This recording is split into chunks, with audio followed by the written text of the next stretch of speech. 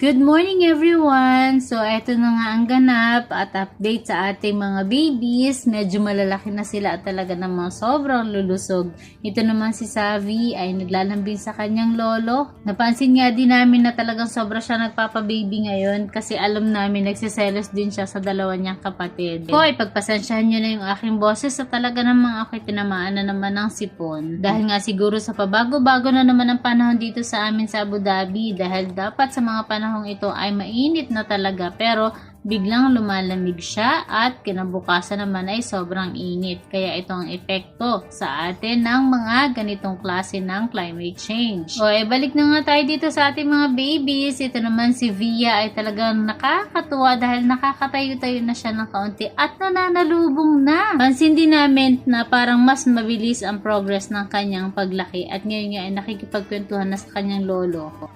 Lakad na tayo. Oo, isip ko tayo. Sige. Isip ko tayo. O, kita nyo nga't nasagot na pagka hinuhunta ng kanyang lolo. Sobrang nakakapagpawala ng pagod at stress itong ating mga baby. Kinabukasan naman, nung ako ay nag-break, pagbaba ko ay nakita kung meron palang menggay na nakatungtong sa aking tiyudeng. Aba, ay nag-i-enjoy ng gusto. Kaya naman pinagmasdan ko na lang muna siya dyan. Hinayaan ko mag-enjoy siya at magsawa bago ko kinuha yung aking bike. Akala siguro ay may pagkain dun sa aking bag ay kasi wala nga Kinagabihan, pagbalik ko naman ay eto tulog naman ang aking Bia.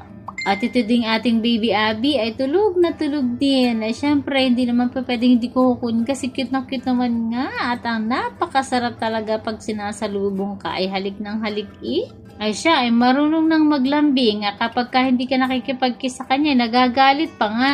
Ay ewan baga, talaga namang ako'y haling na haling sa aking mga baby na ito. Ay hindi ko talaga akalain na ang nag-iisang si Samsam ay magiging 5 na ngayon. Ay pagka lambing-lambing naman talaga at ang sarap-sarap naman ng yakap na yan. At sigurado ang mga fur mommies at fur daddies na tulad namin ay relate na relate sa amin. At kung makakareklamo nga lamang itong mga batutang ito na kapag sila'y tulog ay hindi mo talaga alam mo yun, hindi mo mapigilan na buhatin sila at halik-halikan kahit na nga sila ay nagpapahinga. Ay nagagalit ng itong mga anak ko at nagpapahinga daw lagi ko nang binuhat. Kakoy hayain na at yan naman ay kakaunting oras lang na magiging babies at pagkatapos yan ay halos siguro ay mas malaki pa ulit kay Savi. Sinubukan nga namin na palakarin sa semento ay naku po ay talaga naman nanginginig. Gumiral din ang kamangyanan ng batang ito ay parang kanyang lola lamang At kagulo din naman itong mga malalaking babies. Kinabukasan naman ay eto't kami ay sumamba. Syempre hindi naman pwedeng hindi para